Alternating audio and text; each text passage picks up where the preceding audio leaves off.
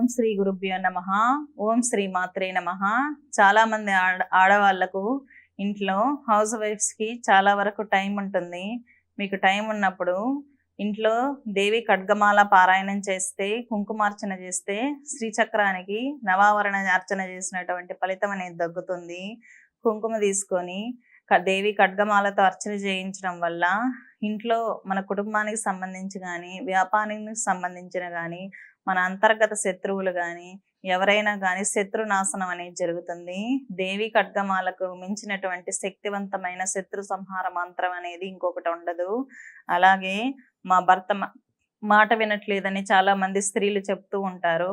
అటువంటి స్త్రీలు శుక్రవారం పూట కానీ, మంగళవారం పూట కానీ లలితా సహస్రనామాలు పారాయణం చేసి ఆ కుంకుమను ధరించడం ద్వారా భర్త అనేవాడు భార్యగా ఆకర్షితులు అవుతారు.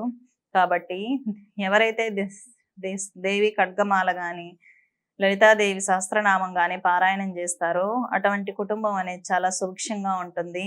అమ్మవారికి తీయరైన వస్తువులు నైవేద్యం పెట్టడం ద్వారా లక్ష్మీ కటాక్షం అనేది సిద్ధిస్తుంది. అలాగే శ్రీ లక్ష్మీ అష్టోత్తరాలతో కుంకుమార్చన చేయడం ద్వారా అఖండమైన ఐశ్వర్యం లభిస్తుంది. ఎవరైతే స్త్రీలు ఐశ్వర్యాన్ని కోరుకుంటారో అటువంటి స్త్రీలు కుంకుమార్చనలు, మహాలక్ష్మి అష్టోత్తరం చేయండి. ఖచ్చితంగా అఖండమైన ఐశ్వర్యం అనేది ప్రాప్తిస్తుంది. స్వస్తి.